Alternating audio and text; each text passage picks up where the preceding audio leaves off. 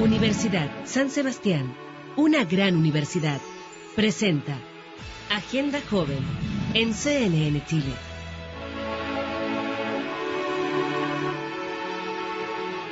¿Qué tal? Bienvenidos. Comienza Agenda Joven, dándole voz a los que no la tienen en los medios masivos, porque estos muchachos que ustedes ya los conocen algunos y a otros los van a conocer, tienen una influencia tremenda en las redes sociales, tienen una preparación espectacular en los temas que siempre tocamos. Y hoy día queremos saber qué es lo que les interesa, qué es lo que les interesa en el día a día, en lo que los está inquietando, le está provocando dolor de cabeza o motivación.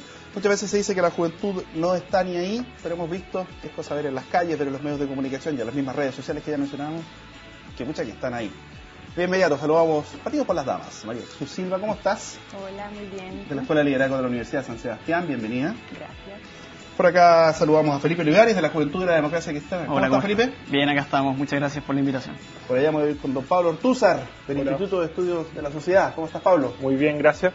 Perteneciente al Partido Comunista, bienvenido, don Julio Sarmiento. ¿Cómo estás, Julio? Hola, bien. ¿Qué tal? Vamos a partir igual por allá. Pablo, tema que te inquieta, que te interesa y te gustaría discutir en esta mesa y que la gente lo vea y que participe a través de nuestro mail, de nuestro Twitter, Agenda Joven CNN, Agenda Joven CNN, en nuestro Twitter, para que usted vaya participando, vayan tirando preguntas, datos, lo que ustedes quieran, para irlo compartiendo en la red y lo que podamos lo vamos sacando al aire. Yo creo que hay dos temas que sería interesante discutir. Uno que es más general, que es todo este tema del modelo, que hoy día cada vez más aparece en prensa. La idea de que hay un modelo y que ese modelo, por ejemplo, dicen, no sé, personas como Mayol, que colapsó o hay que cambiarlo, etcétera. Y el otro tema, ya aprovechando que tenemos aquí a compañeros de la Democracia Cristiana y del Partido Comunista, sería la discusión en torno a la izquierdización de la concertación. ¿Por qué te preocupa eso? Vamos con eso.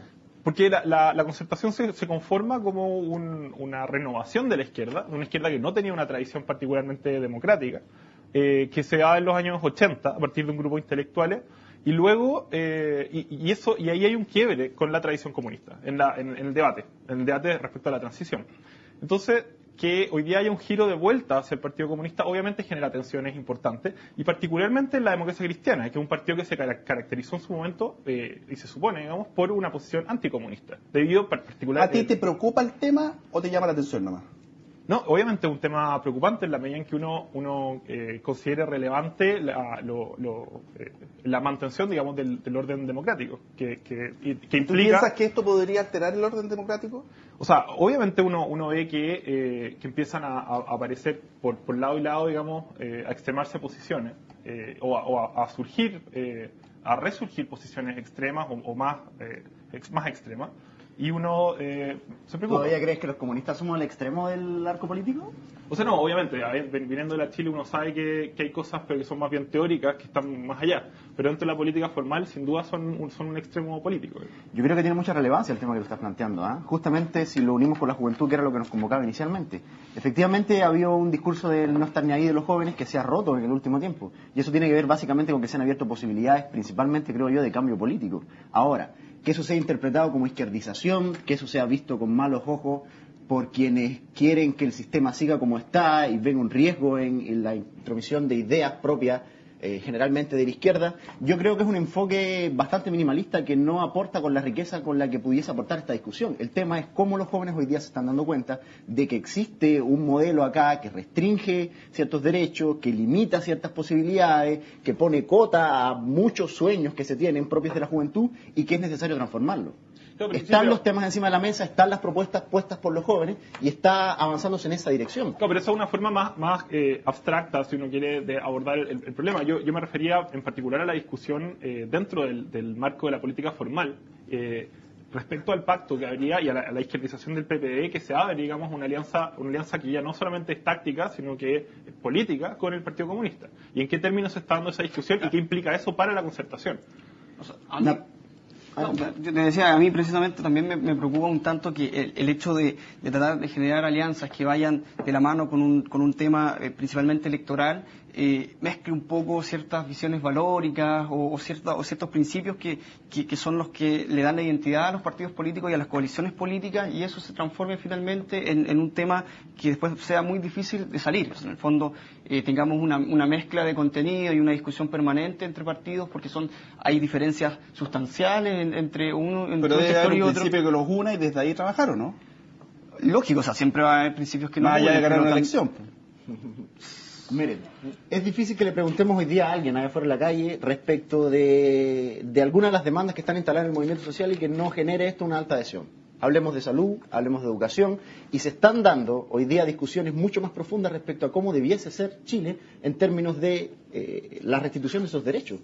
Si ningún partido de los que han estado los últimos 20 años ha sido capaz de hacerse cargo en su programa de estas transformaciones, si todo lo contrario han sido un obstáculo de distintas maneras para que estos cambios se generen, que venga hoy día e irrumpa en el escenario político un partido que esté dispuesto a jugársela por esas transformaciones, por generar su fuerza a raíz del peso del movimiento social, es algo que seguramente va a producir miedo en los más conservadores. Pero yo veo con muy buenos ojos porque esto abre el debate a un marco de posibilidades que antes, en el modelo de transición pactada, no estaban puestas encima de la mesa. Y eso, bienvenidos sean. Y ahí justamente vamos a estar nosotros jugando la carta, porque la política no siga siendo una cosa de cúpulas donde no hay nada que permee el discurso de la ciudadanía y donde no haya nadie que defienda el discurso de la ciudadanía. Ese es el rol que quiere jugar hoy día el partido, y si hay personas de la concertación receptivas a generar un bloque que tenga la capacidad de darle viabilidad política a su planteamiento, bienvenido sea también. Pero es interesante porque en el fondo eso viene desde uno de los partidos más cupulares y jerárquicos que hay en el orden político actual, digamos.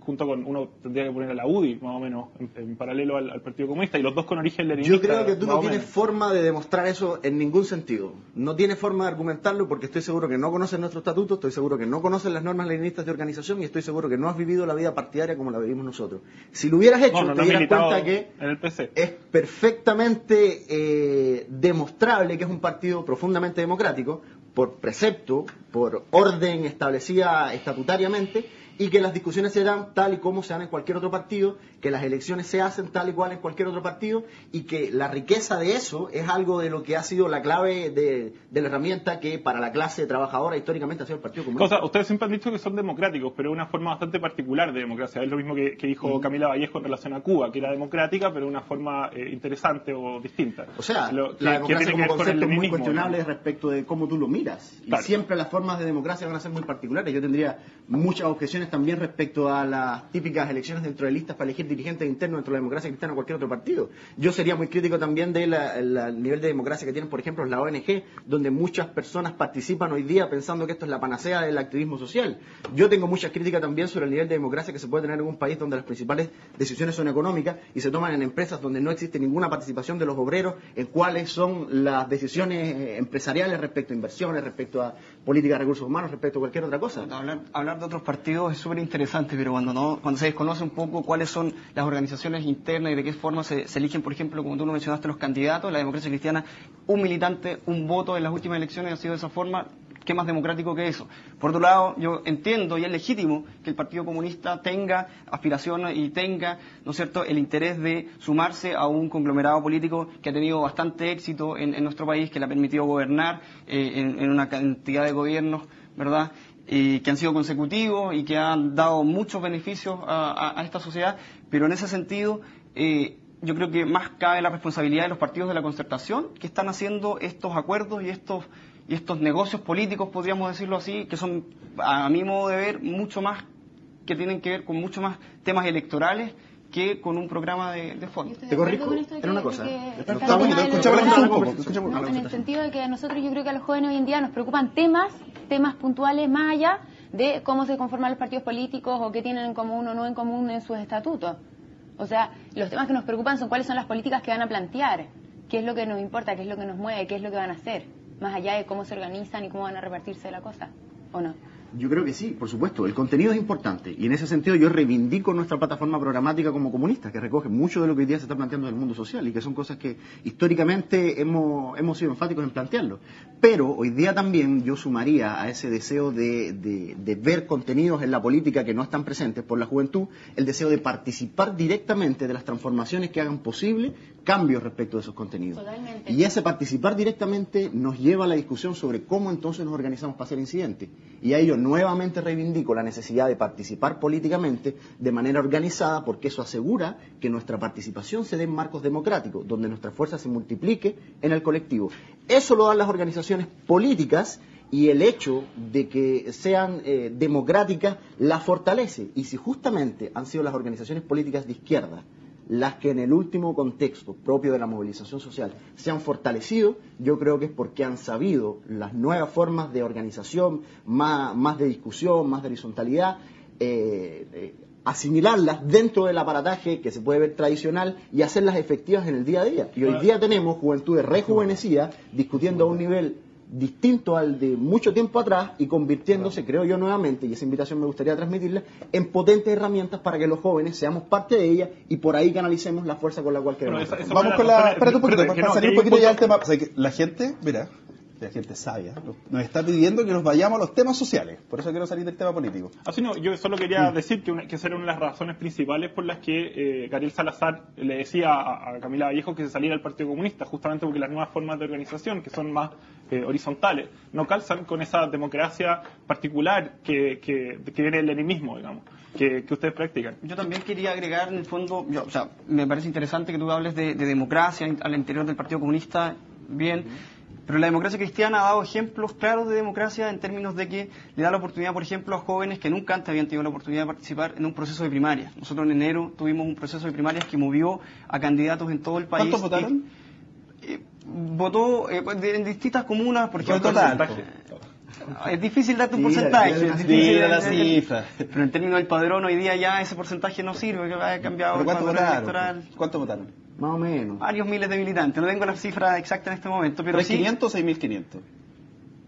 No, va por los 6.000 y más. Votaron poquito. Pero en el fondo hizo participación. Primera vez. Pero se hizo. Es el primer ejercicio. Sí. Tenemos candidatos hoy día a concejal en comunas que tienen 23 años, 22 años, candidatos a alcalde con 29 años. Eso sí que es un ejemplo democrático que le ganaron a candidatos que tenían una trayectoria política importante, que las cúpulas, en este sentido, siempre habían impuesto en determinadas comunas. Reconoce que su partido tiene cúpula, señor.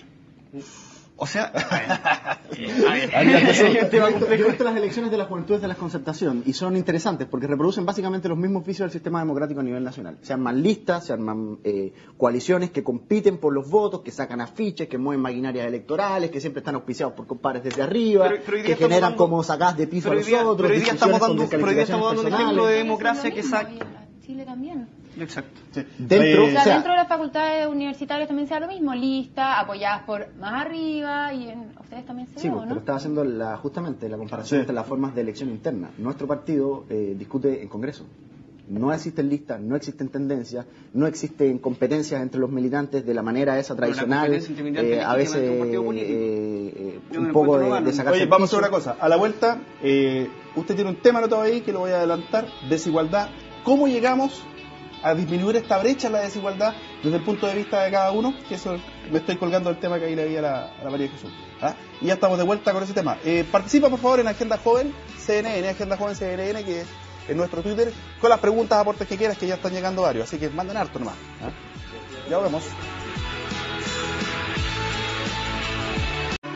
De vuelta acá en Agenda Joven, por favor participa a través de Twitter en @AgendaJovenCNN. María Jesús, desigualdad. Ese era el tema que a usted le preocupaba. Sí, yo creo que la desigualdad es un tema importante. O sea, es claro que hoy en día está mucho más en boga, nos estamos preocupando más, hay medidas concretas para eso, pero sigue siendo impactante que en Chile el primer quintil gane 70 veces el último quintil, que en promedio los hombres ganen un 30% más que las mujeres en todos los cargos, y etcétera, etcétera. Yo creo que todos nos damos cuenta de situaciones en que se da desigualdad en la vida diaria de cada uno. Aquí hay un Twitter que dice algo para ponerlo acá. Dice: en el tema de desigualdad tenemos la responsabilidad de hacer ver a la clase política que hay que hacer reformas que son necesarias. Dice que los jóvenes tienen que que espetar aquello a la clase política.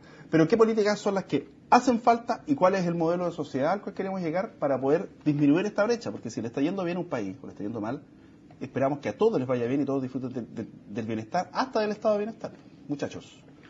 Lógico, mira, yo creo que hay temas puntuales en relación a cómo ha crecido el país y cómo se ven pocos resultados en términos de disminución de la pobreza o de la brecha que mencionaba María José. Un ejemplo súper claro. ¿Hace cuántos años que los discapacitados que no tienen posibilidad, por ejemplo, de trabajar, que no han tenido un trabajo durante algún tiempo que les asegure una pensión digna y con la cual se puedan desenvolver, reciben 75.000 pesos mensuales? Y a veces son padres de familia o madres solteras, en este sentido, que no tienen otro recurso porque no pueden trabajar, porque tienen un 70% de discapacidad y resulta que tienen que vivir con 75.000 pesos. Y esa es una acción solidaria, sobrevivir. Y es una acción solidaria que se supone que le tiene que permitir darle educación a sus hijos, comer, vestirse, pagar los servicios básicos. Entonces imagínate, yo creo que ya en ese sentido... Con ese ejemplo tenemos claras deficiencias en términos de los programas sociales que el gobierno le puede ofrecer a estas familias y de esa forma poder disminuir un poco la pobreza. Yo creo que es verdad, pero si tú te fijas, la desigualdad disminuye harto cuando se considera el tema de no solo como el ingreso de la familia, sino de lo que reciben en subsidios y en esos temas. Exacto. Sí. Obviamente disminuye la desigualdad, ¿verdad? Sí, pero claro. El tema, para mi gusto, no va por ahí, porque tampoco queremos ser un Estado que subsidie todo. En el fondo también hay que enseñar a pescar. Lógico. Y entonces ese yo creo que es un punto mucho más clave, porque hoy en día, o sea, uno ve en las familias de ingreso más alto y todo, nadie tiene problema para encontrar trabajo, muchos trabajan dentro del hogar, en cambio uno va a los lugares de menores recursos y mucha gente cesante, que encuentran puestos de trabajo en el fondo más... Sí, yo te lo planteo, y todo. Entonces, eso suena el bonito, tema hay del dos ingreso temas al de trabajo. actualidad que se cruzan con este debate. Uno, la pírrea reforma tributaria que planteó el gobierno, me gustaría saber qué opinan ustedes de eso, y dos, la discusión respecto al salario mínimo. Ahí hay dos temas en la agenda política que pudiesen ser espacios donde el debate estuviera marcado por esto. ¿Se arregla el problema de parece desigualdad con el aumento del salario mínimo? Por supuesto que no. Por supuesto que no se genera con eso, por supuesto que no se genera con un Estado subsidiario, ni se genera con las políticas de focalización del gasto social que se hacen hoy día en Chile. El tema de la desigualdad es un tema del aparato productivo, es un tema de la necesidad de restitución de derechos y es un tema de cómo nosotros generamos, y más que generamos, cómo nosotros repartimos los recursos que generamos. Chile crece macroeconómicamente, todo el mundo se vanagloria de eso, pero las cifras, si uno las ve en detalle, son devastadoras. Ayer conversaba con unos amigos respecto de un gráfico que sacó la Fundación Sol muy interesante, donde había una gráfica del aumento de la rentabilidad del capital y el aumento del salario mínimo, y la diferencia, la brecha que ha ido aumentando es una cosa que a mí al menos me llama a hacer algo al respecto.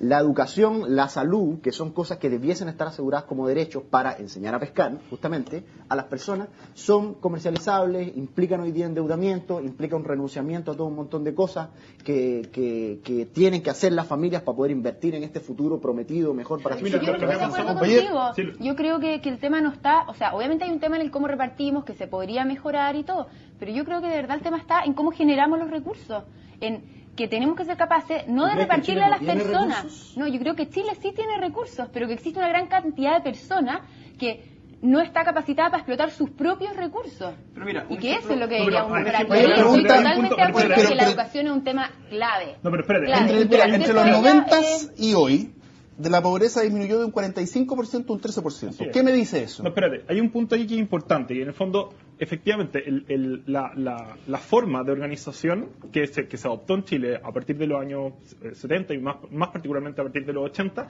le dio al país un crecimiento económico inédito dentro de la zona. O sea, nosotros, y hoy día países como Perú, digamos, están copiando y les ha ido mucho mejor. Pero lo que ha pasado, y eso es muy interesante, es que ha habido un adormecimiento por parte de la clase política en relación a la captura de posiciones dominantes por grupos, por ejemplo, por grupo económico.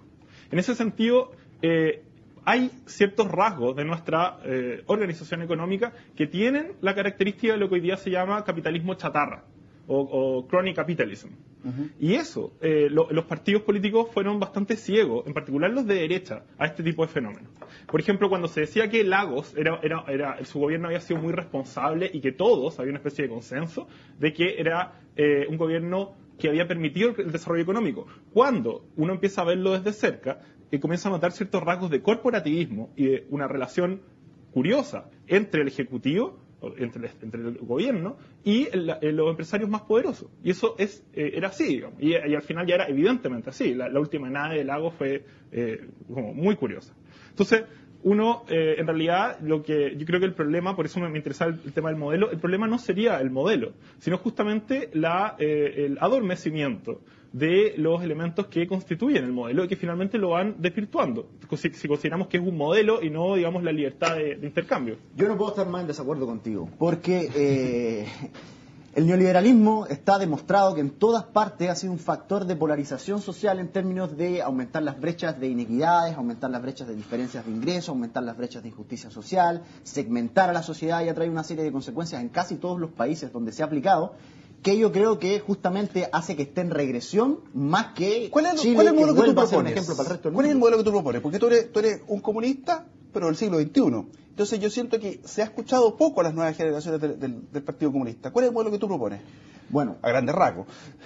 yo propongo un modelo donde inicialmente empecemos a, primero, generar soberanía sobre nuestro territorio, renacionalizando nuestros recursos naturales, donde podamos generar un proyecto de desarrollo que permita poner énfasis en las necesidades o en los avances que puede generar el país estratégicamente para generar desarrollo, donde podamos establecer un sistema de educación que apoye, por ejemplo, un proceso de industrialización, que haga que tengamos nuestra propia producción de recursos, de manera tal que podamos darle valor agregado a lo que nosotros vendemos y asegurar entonces un desarrollo económico propio.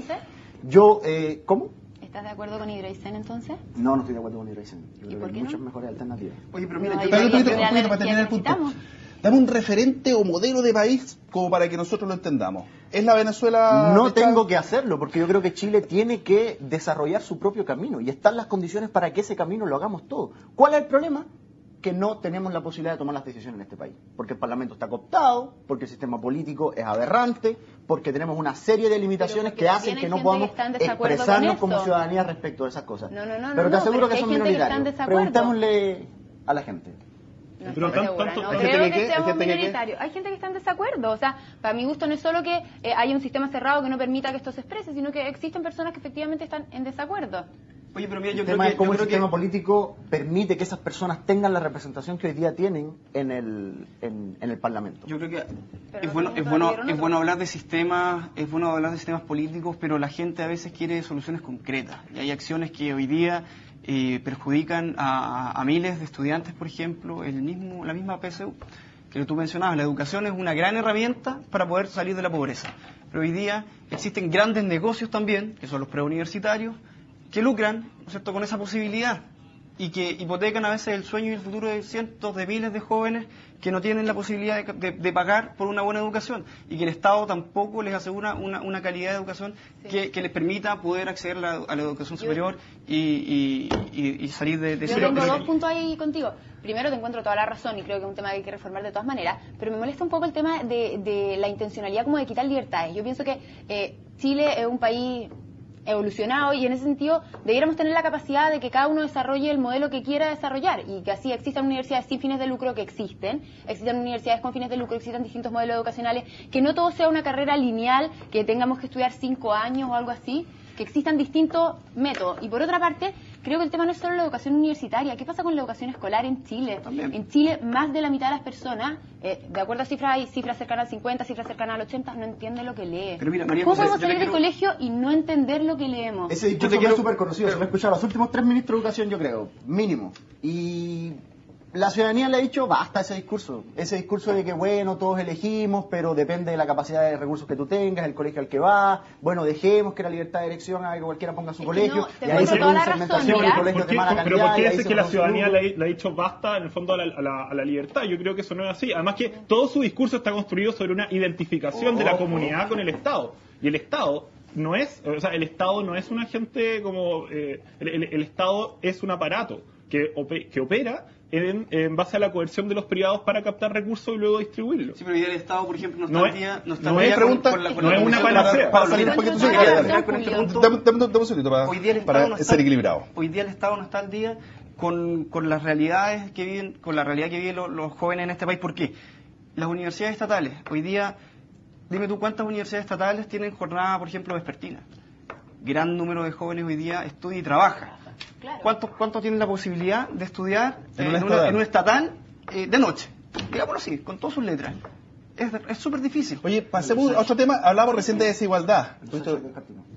¿Qué? Un poquito. Una. Oye, pasemos a otro tema. Hablemos de la desigualdad de género, porque ahí es donde me gustaría escuchar cada uno de sus posiciones. Matrimonio homosexual. Yo estoy de acuerdo. ¿Ya? No, yo estoy de desacuerdo. Absolutamente de acuerdo. No, yo no. ¿Por acá? Yo estoy en desacuerdo. O sea, yo creo que se deberían generar las medidas para, en el fondo, proteger esta unión o esta vida en común, en el sentido de que obviamente tienen derecho a los beneficios económicos y todas esas cosas que derivan de ellos. Estoy totalmente de acuerdo, ¿ya? Porque es su libertad, más que nada. Pero no estoy de acuerdo en que esto pase a llamarse matrimonio, porque matrimonio es otra cosa. Matrimonio es entre un hombre y una mujer. Y entonces pónganle un nombre distinto, hagan una formación que etimológico quiera, del término, nada de esas cosas. A mí lo que me interesa es que las personas del mismo sexo, si se quieren, si se aman, si quieren constituir una familia, tengan todo el apoyo legal que permita que eso sea efectivo. Y que puedan reconocerlo de la manera en la que ellos creen que están viviéndolo. Si ellos se sienten en un matrimonio, no tengo por qué cambiarle el nombre a algo que a todas luces, legalmente, ojalá sea las mismas condiciones para constituir familia que las que tienen las parejas de pero tú no estás respetando en el fondo lo que es un matrimonio, que es una idea de otro. Entonces a eso yo iba también antes cuando conversábamos del respeto, en el sentido de que respeta tú también que los que formaron la idea del matrimonio te dijeron la idea del matrimonio es esto. Entonces si tú quieres hacer una institución que proteja a una familia, que proteja la idea una del matrimonio, relación, yo creo que es perfectamente llevable a la la práctica desde una pareja heterosexual que desde una pareja homosexual. La misma idea matriz del matrimonio. Hace poco estuvo en Chile el profesor Girgis, que hizo varias charlas muy interesantes, y en ella explicaba la discusión en torno a la conyugalidad. Cuál es el carácter de lo conyugal, digamos, y la discusión en torno a este problema. Y ahí su posición, que creo que es una bastante inteligente, planteaba que en realidad el problema no es el matrimonio homosexual per se, sino que él decía, bueno, aquí ha habido en el ámbito del vínculo conyugal heterosexual una transformación o un cambio en la concepción de lo que era la conyugalidad. Y eso hace que sea posible hoy día preguntarse por el matrimonio homosexual. Porque hace 40 años, digamos, no era posible. Entonces, yo creo que lo que nos permite la pregunta sobre el matrimonio homosexual es observar qué está pasando en el ámbito matrimonial, en particular, digamos. Porque efectivamente, como ellos dicen, el matrimonio tiene características particulares que lo hacen una institución ad hoc para un hombre y una mujer, y no así extensible, digamos, a las parejas homosexuales. Pero eso tiene que ver con ciertas transformaciones en la concepción de lo matrimonial que han ocurrido no solamente y no por lobby homosexual, sino en el ámbito heterosexual. En toda esta discusión académica no he escuchado un argumento que me diga por qué una pareja de personas del mismo sexo no puede constituir una familia, no puede establecer un lazo en los mismos términos. ¿Constituir familia tú te refieres, por ejemplo, a la posibilidad de adopción? También, por supuesto que sí. La defiendo absolutamente. Todas las condiciones como familia y como matrimonio, que creo que de hecho lo son, en su término de origen, creo también, de constituirse entre dos personas del mismo sexo, incluso tener hijos, Julio, que cuando se habla de respeto también se tiene que, o sea, está bien que ustedes en este sentido persigan todos los derechos que les correspondan, y en ese sentido coincido con María José en términos de que cuando se habla de personas que quieren tener unión del mismo sexo, tengan los derechos de educación, de salud, en materia de unión civil, pero tampoco pueden ustedes invadir un área que siento yo que no les corresponde, que en el fondo que es el matrimonio, como núcleo de esta sociedad, como familia. ¿Quién nos da el derecho digamos, si pudiera decirlo de esta manera, ilustrarlo de esta manera, a las parejas heterosexuales a capitalizar para nosotros el concepto de matrimonio? ¿Por qué una pareja homosexual no puede identificarse tanto con el término, con la palabra, con el concepto, con el estatus jurídico como otra? ¿Y por qué no tiene el derecho de que ese reconocimiento esté amparado por ley? El concepto que nació de la idea es un hombre y una mujer. Eso es lo que significa matrimonio, unión de un hombre y una mujer. Exacto. Entonces, ¿Es antinatural, crees tú? Entonces, si es que... Desarrollalo. No, absolutamente, porque desarrollalo. Cuando tú me dices... Para que tengamos mañana que discutir, desarrollalo. A ver, ¿por qué tú crees que es antinatural? Porque cuando tú me dices que cuando hay parejas del mismo sexo y quieren adoptar a un hijo, digámoslo así, ni siquiera puedo usar el concepto hijo, porque no es hijo de... No sé si me explico. Mira, el hombre y la mujer... Si es un hijo que ya está amamantado, que ya lo que necesita es... El hombre y la mujer tienen condiciones biológicas y psicológicas para poder darle a un hijo... Para complementar la educación. Para complementar la educación, para darle la formación que necesita. Ah, y los hijos huérfanos de madre son antinaturales. No, pero es que es antinatural de que un hijo Las familias no tenga ambos padres. Las familias uniparentales son antinaturales. No son lo óptimo, obviamente, en términos de la Lo normal es que tenga un padre y una mujer. Hay una brecha enorme. Yo pensé que finalmente me ibas a hablar de los esfínteres, como escuché el otro día. Es que son excusas, es que estás recurriendo a excusas. Estás recurriendo a excusas para defender algo que en el fondo es indefendible, porque como dice María José, como acá coincidimos, y yo sé que muchos televidentes también coinciden, el matrimonio se hizo entre un hombre y una mujer. Y así corresponde, y así es como se defender todos sus derechos y tienen que tener todo el respeto y todo el fondo, el respaldo. Pero ¿por qué un matrimonio? A hombre y mujer. Y yo creo que eso no define lo que es el concepto de matrimonio. Y eso no va al espíritu de lo que es el concepto de matrimonio, y eso no tiene que ver con el derecho legítimo que tienen las personas del mismo sexo a constituirse como tales. Pues no tiene nada que ver, porque eso es un derecho que tienen las personas del mismo sexo y otra cosa del matrimonio. Exacto. No tiene nada que ver. Pausa y ya estamos de vuelta. Hice lo mínimo para no interrumpir la discusión. Aquí estamos de vuelta, ya estamos de vuelta en Agenda Joven. Estaba leyendo los Twitter. Nos pegan a todos. A ver, es lamentable el conservadurismo de los panelistas que se oponen al matrimonio homosexual. Otro dice, por eso la Asamblea Constituyente se evade, requiere demasiada creatividad y reflexión. Discusión anterior muestra su carencia. Perdónenme, pero lo único que representa a la juventud en su programa es Sarmiento 510. Ya no somos tan conservadores. Por ahí nos trataron de viejos chicos. La naturaleza es sabia. Si hubiese querido hijos en el mismo sexo, así lo hubiese hecho. Parte de la naturaleza o parte de las discusiones valóricas que nos han pedido por Twitter o que nos llegan a través de mail, y voy a ponerlo acá porque yo sé que es parte de lo que a ustedes les podría interesar, es la posibilidad de la muerte digna, de la eutanasia e incluso del mismo aborto. Tú estudias medicina y ya te vas a titular luego. ¿Qué es la muerte digna desde el punto de vista médico y qué es la eutanasia bajo el punto de vista médico? Quiero partir contigo para que nos des la base para la próxima discusión. Es un tema muy complejo, y existen algunos consensos que se han tratado de hacer como a nivel internacional para tratar de homologar la discusión en todas partes, pero en Chile la discusión en general está muy atrasada. En Chile existe un tema de concepción identitarias respecto de la muerte que es bien complejo, que hace que esa discusión sea bien compleja, así como el matiz religioso con que siempre también se cubre la discusión respecto de la vida. En Chile, o sea, en los países que en general han avanzado en esto son países donde digamos que entienden la muerte como un proceso final de la vida y no tienen problemas en asumir la muerte como algo natural. En Chile existe un aferrarse a la vida, a veces en términos que terminan provocando los encarnizamientos terapéuticos o que terminan provocando los vetos a las discusiones de esta característica que hace que el tema sea muy complejo. Así también, la discusión respecto de la vida es algo que en Chile en particular está muy matizado también de concepciones religiosas, yo creo que bastante anquilosadas. Y con todo esto, yo creo que es difícil hablar de que hoy día exista algo medianamente avanzado en eso como para manifestar incluso posiciones. La visión religiosa que podemos tener sobre un tema no es parte de los valores que tiene una persona que los lleva a la práctica tal cual, o de una sociedad. Por supuesto, pero hace mucho tiempo que nosotros como sociedad, yo creo que incluso como civilización, optamos por separar la Iglesia del Estado. Entonces, respecto de las políticas bases culturales de los países no tienen nada que ver con la estructura jerárquica, si es que está ahí refiriendo a la Iglesia en ese sentido.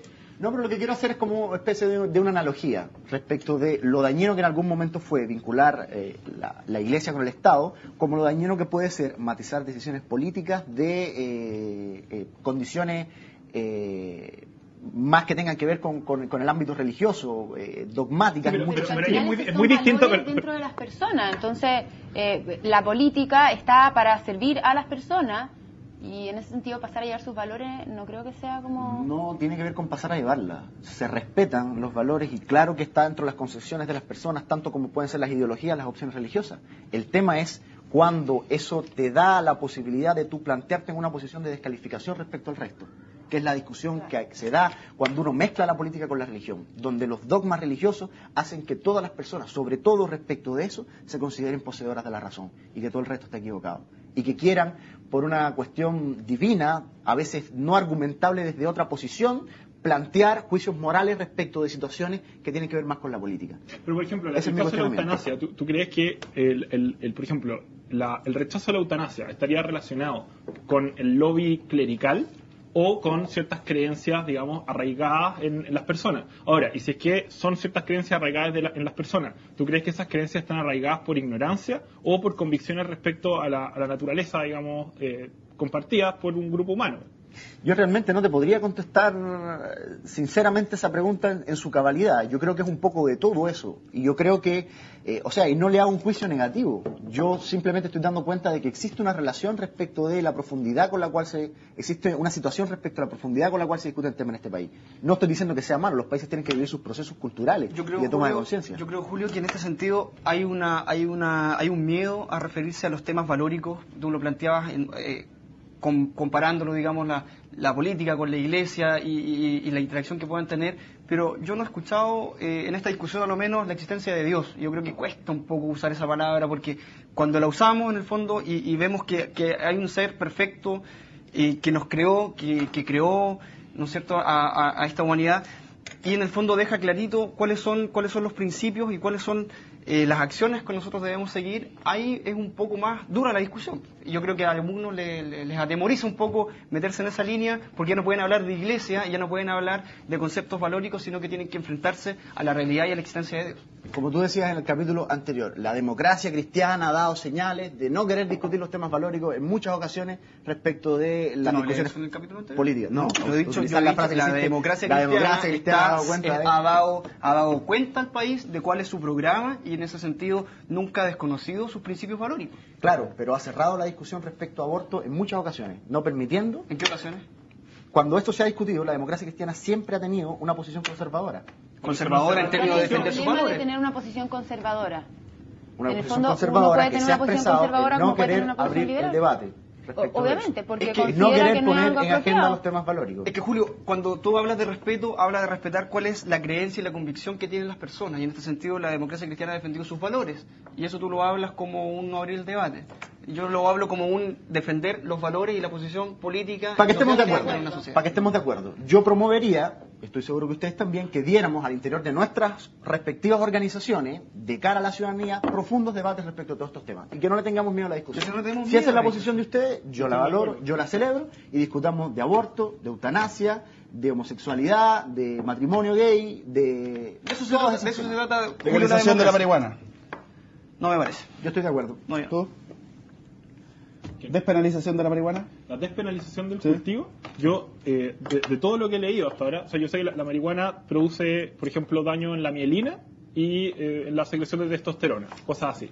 Pero no hay ningún argumento muy sólido como para oponerse como con total claridad al autocultivo. Eso no, yo hasta ahora no he encontrado ninguno que sea consistente en términos de oposición. La verdad es que yo respecto a drogas no soy muy conocedora del tema, pero lo único que me preocupa es el tema de que puede ser como un inductor a después probar otras drogas. Exacto. Más allá de eso, no. Pero no esa discusión es bien en interesante. el sentido de que si se abre el consumo de una droga, ¿por qué no después seguir con otra? Pero una y droga avanzar un poco más allá y liberalizar el tema drogas. El alcohol que yo estoy drogas. completamente Los de cigarros acuerdo. son drogas, los remedios son drogas. Pero por eso mismo yo estoy Pero completamente de nadie acuerdo te con la dice nueva ley de que son alcoholes. buenos. ¿Ah?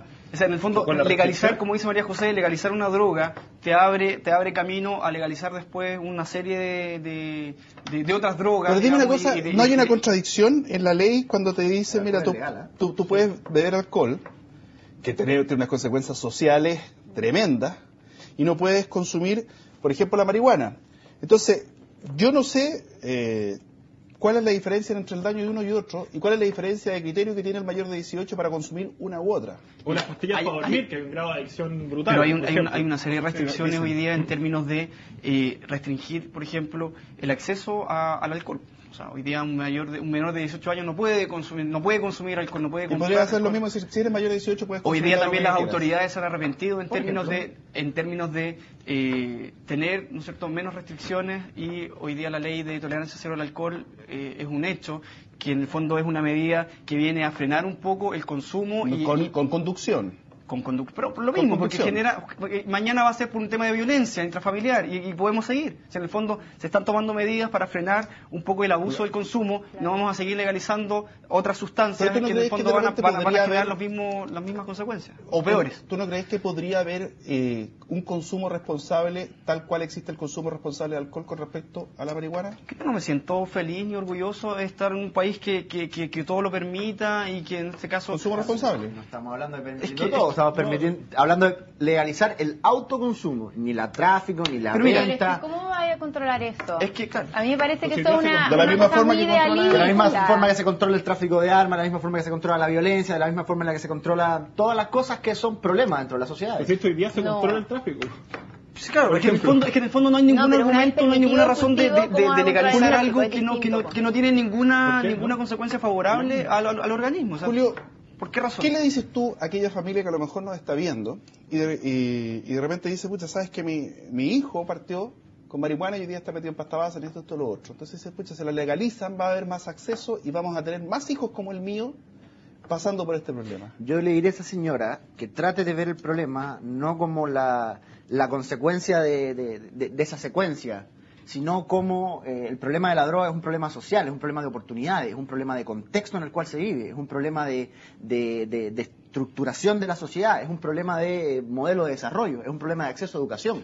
Mientras no se aborde el tema de la adicción, la droga y la delincuencia desde ese enfoque, discutirlo respecto de legalizar o no uno de los eslabones de esa cadena es un reduccionismo que no nos lleva a ninguna posibilidad. Ahí vamos a estar de acuerdo. Yo creo que es súper como anexo a la discusión en torno a la legalización, hay una pregunta importante es qué nos dice el abuso de sustancias respecto a un país.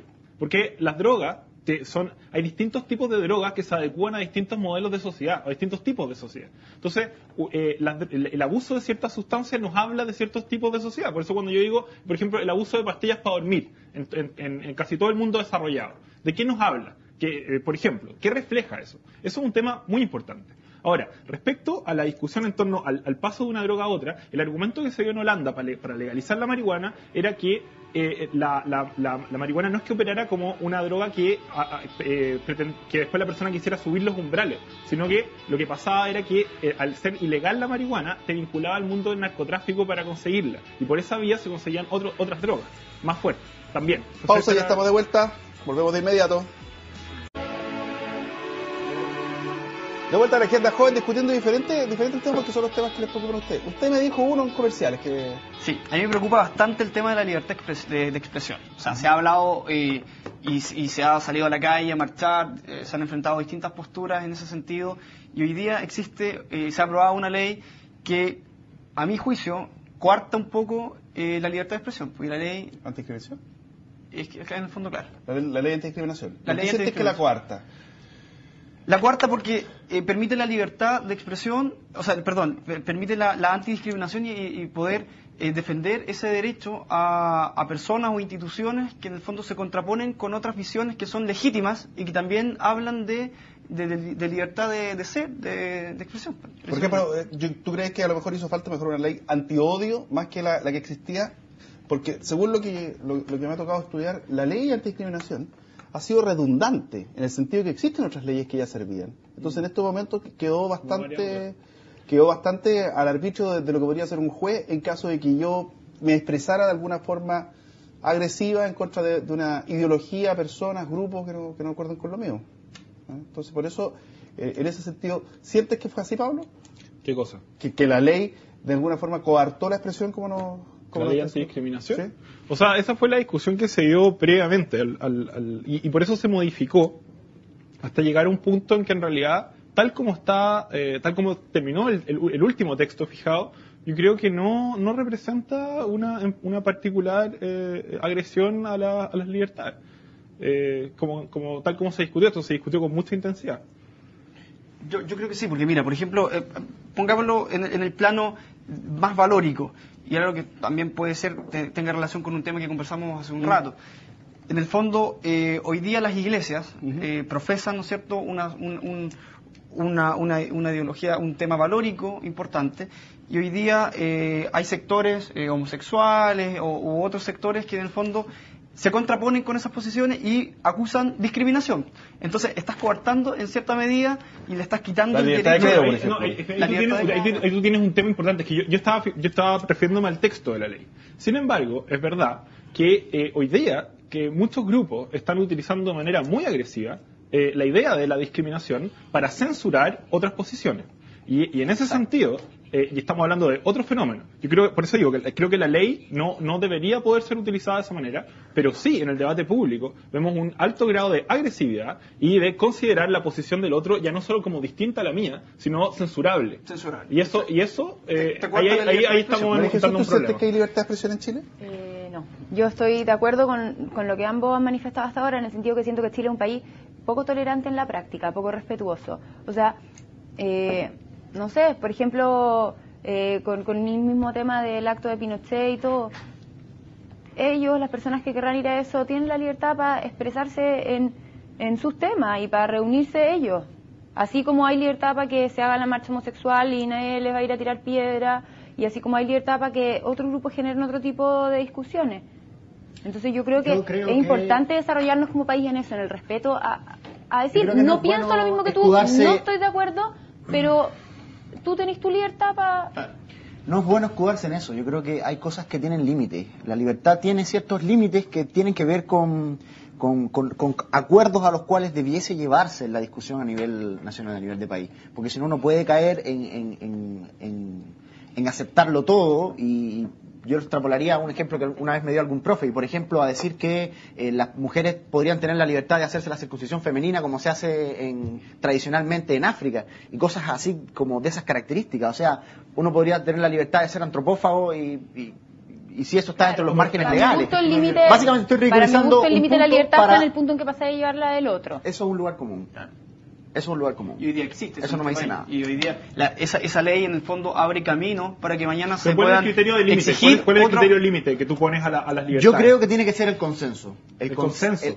No el consenso, yo creo que tiene que ser el acuerdo social que se establezca a través de los canales que debiesen ser los canales democráticos institucionales que tengan las sociedades para darse, por ejemplo, si una mayoría decide censurar la expresión de alguna minoría que no contraviene ni el orden público, ni la moral, ni nada, debería poder hacerlo.